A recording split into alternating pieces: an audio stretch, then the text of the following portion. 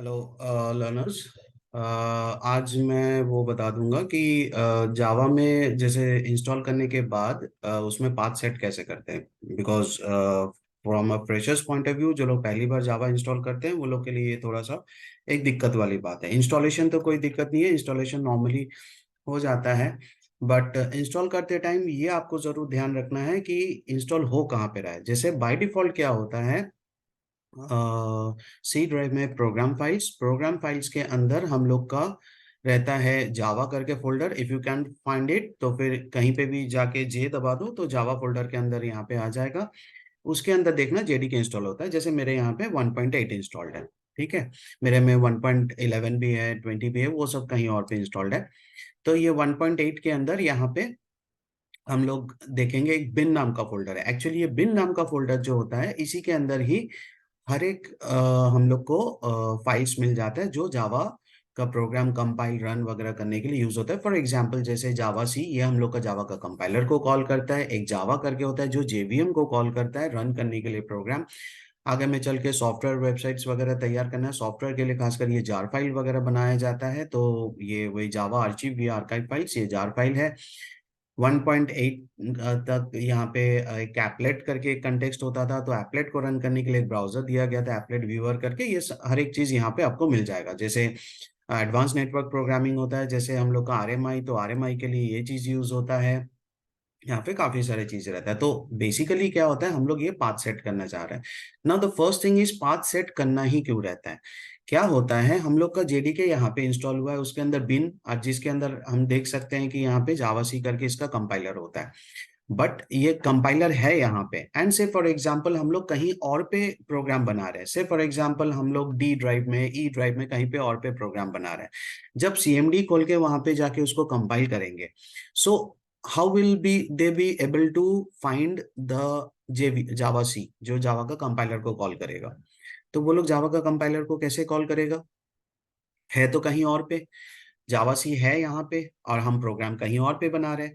तो हम लोग का प्रोग्राम ताकि थ्रू आउट और कंप्यूटर कहीं से भी वो कंपाइल या रन हो सकता है, ताकि इसीलिए हम लोग क्या करते हैं, ये पाथ सेट करते हैं। तो इसके लिए क्या होता है, या तो ये बिन तक का अंदर आके कहीं पे भी इसके बगल में जो खाली जगह पे है यहाँ पे राइट क्लिक कर लो, करके कॉपी एड्रेस यहाँ से कर लो, या फिर यहाँ पे कहीं पे भी खाली जगह पे क्लिक कर लो तो पाथ ऑटोमेटिकली सिलेक्ट हो जाएगा। तो इसको कॉपी कर लो, कंट्रोल सी दबा के कॉपी कर लो, ठीक है।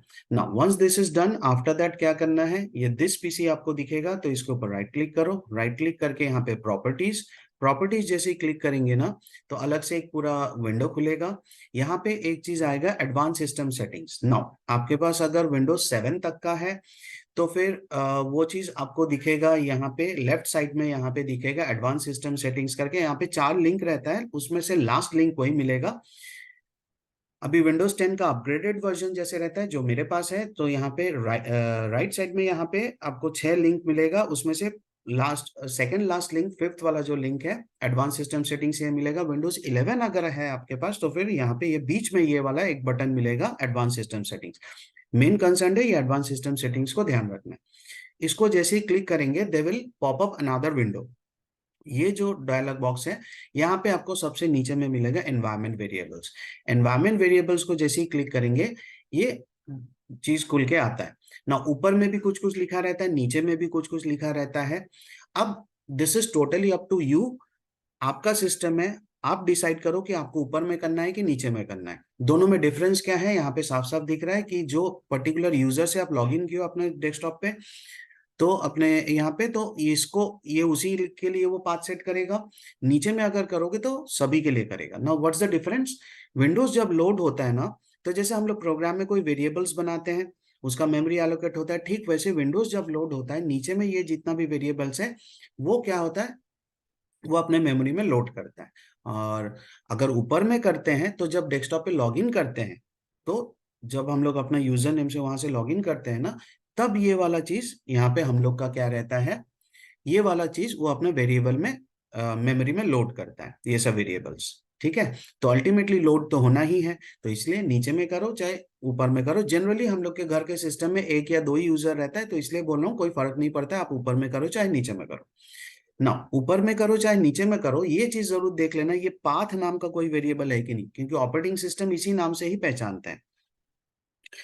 नीचे में जनरली रहता ही है, ऊपर में आज के डेट में ऐसा है कि 80 to 90% चांसेस है ऊपर में पाथ नाम का वेरिएबल रहता है। इन केस अगर नहीं है, थोड़ा सा एक बार सर्च कर लेना, अगर नहीं है तो न्यू बटन दबाना, यहाँ पे लिखना पाथ, क्योंकि ऑपरेटिंग सिस्टम इसी नाम से वेरिएबल को पहचानेगा। और अगर आपको वेरिएबल वैल्यू जैसे ये करना है, जो हम लोग कॉपी करके लाए थे उसी को यहाँ से पेस्ट कर देना ये बिन तक का, या फिर अगर कॉपी नहीं करके लाए हो तो यहाँ से भी ब्राउज ब्राउज डायरेक्टरी करके आप अपना फोल्डर को यहाँ से सिलेक्ट कर सकते हो।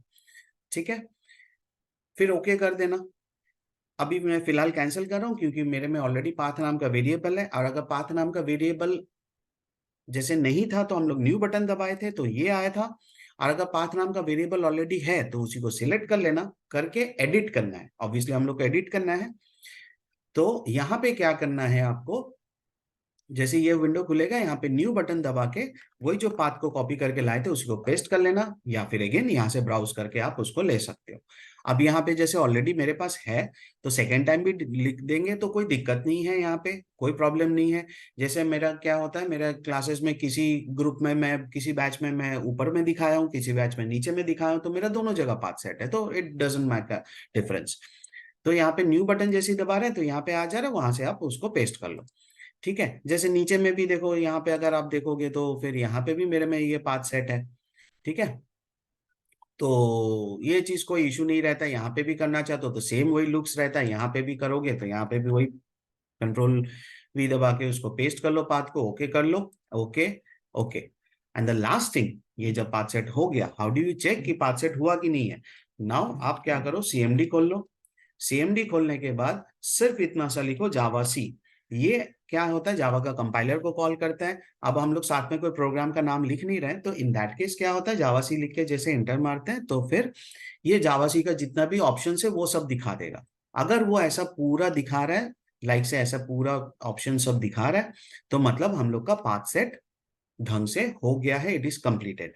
बट इन केस मान लो से हम हम लोग कुछ भी यहाँ पे लिख रहे हैं, अगर इसके बारे में, अगर मान लो जावासी के बारे में अगर ऐसा लिखता है, ये मान लो जावासी लिखे हैं और उस जावासी के बारे में अगर ऐसा लिखता है, is not recognised as an internal और एक्सटर्नल कमांड, तो मतलब पाथ सेट नहीं हुआ है। इन दैट केस हम लोग ये सीएमडी को बंद करके फिर से उसको करेंगे ना। यहाँ पे एक पॉइंट ध्यान रखना, सीएमडी पाथ सेट होने के बाद ही खुलना चाहिए, कारण पाथ सेट एक बार जब हो जाता है तो उसके बाद ही जब सीएमडी खुलता है, उसके बाद वाला जो सीएमडी खुलता है ना, वहीं पे वो इफेक्टिव होता है। सीएमडी जो पहले से खुला रहेगा ना, तो वहां पे ये पाथ सेट जो हुआ है वो इफेक्टिव नहीं होता है।